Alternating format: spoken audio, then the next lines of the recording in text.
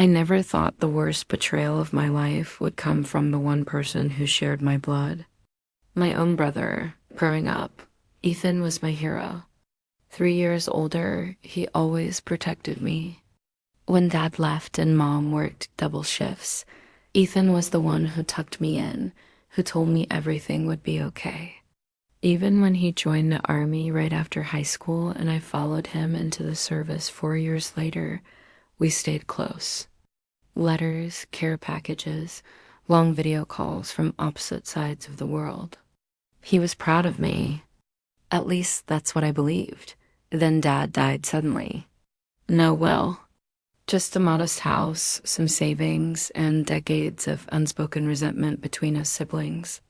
Ethan came home on emergency leave looking exhausted, but still my big brother. We hugged, we cried. We promised each other we'd handle everything together. That promise lasted exactly 6 weeks. It started with little comments. "You were always Dad's favorite," he'd say with a smile that didn't reach his eyes. "You probably think the house should go to you because you're the baby." I laughed it off. I didn't want the house. I just wanted us to be okay. But what I didn't know that day was that Ethan had already been meeting with a lawyer behind my back. He'd forged documents claiming I had abandoned the family during my deployments, that I'd never contributed financially, that I didn't deserve anything. He wanted it all. Every cent, every memory dot when the court letter arrived ordering me to appear for a partition. Lawsuit, my own brother suing me. I felt the floor drop out from under me. My hands shook so hard I could barely read the words. Plaintiff Ethan James Reed versus defendant Sarah Reed. He wasn't just cutting me out. He was trying to erase me completely. I sat on my kitchen floor that night and cried until there was nothing left. How could the person who once carried me on his shoulders now drag me through court like I was a stranger? Like I was nothing? I wish I could tell you I stayed strong right away. But I didn't. I broke. I almost gave up until everything changed. The morning of the hearing, I walked into that courtroom feeling smaller than I ever had in combat. Ethan sat at the plaintiff's table in his dress uniform, medals shining, looking every inch the hero. I wore my own uniform too because it was the only armor I had left.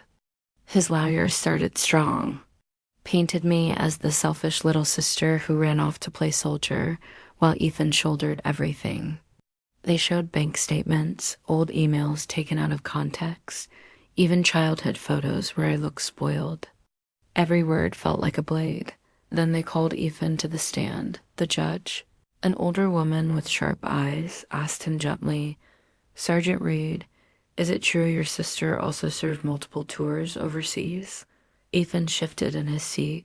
"Yes, ma'am. But she was gone a lot.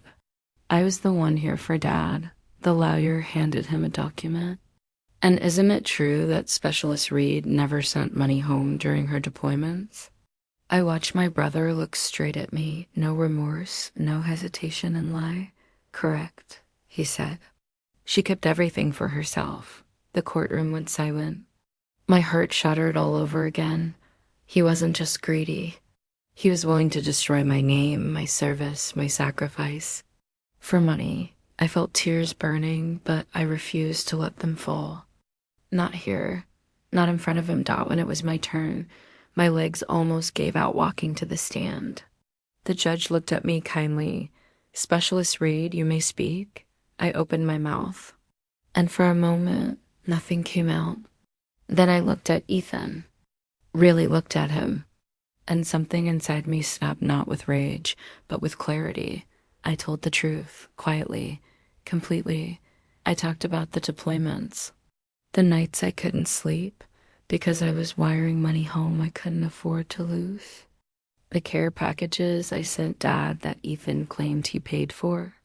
The letters I still had where Dad thanked me for keeping the lights on when Ethan's child support fell behind. Then I pulled out the folder I'd carried like a Lifeline bank records. Western Union receipts, emails, all time-stamped. Proof of every dollar I'd sent while I was eating sand in the desert. Ethan's face went white, but I wasn't done. I looked right at him and said, "You taught me how to be a soldier, Ethan. You taught me honor. I just never thought I'd have to use it against you." The judge didn't say much at first. She just asked to see my documents. One by one, she read them. The courtroom was so quiet I could hear my own heartbeat. Then she looked up, not at me, but at Ethan, Sergeant Reed. She said, voice like steel wrapped in silk, "Stand up." He stood, still in his perfect uniform. "Do you see that flag behind me?" she asked, pointing to the American flag in the corner. "Both of you swore an oath to defend the country that flag represents. Yet today, one of you chose to dishonor that oath in my courtroom." Ethan opened his mouth, but nothing came out. The judge continued, "I have rarely seen such clear evidence of fraud and perjury in a family dispute. Your sister has provided financial records proving she supported this household for years, while you, Sergeant, claimed otherwise under oath." She turned to me, and her eyes softened. "Specialist Reed, the estate will be divided equally, as your father clearly intended. Furthermore, the plaintiff will pay all court costs and your legal fees." Then she looked back at Ethan, and her voice turned ice cold. "And Sergeant, I am forwarding today's transcript to your commanding officer for review under the Uniform Code of Military Justice. Perjury is a serious offense, especially from someone wearing that uniform." I watched every drop of color drain from my brother's face. His medals suddenly looked heavy, like they were pinning him to the floor. He turned to me as the bailiff led him away, whispering, "Sarah, I'm sorry." But it was too late. The brother I loved had died the moment he chose greed over family. I walked out of that courtroom with nothing but my dignity. And somehow, that was everything. Today, I still serve. I still wear the uniform proudly. And every time I think about that day, I don't feel anger anymore. I feel peace. Because justice doesn't always roar. Sometimes it just speaks the truth quietly and lets the lies destroy themselves. Family is supposed to be the ones who have your back. When they don't, remember, you are enough. Your truth is enough.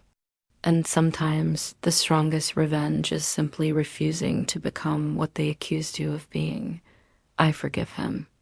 Not for his sake, but because I refuse to carry his betrayal one more day.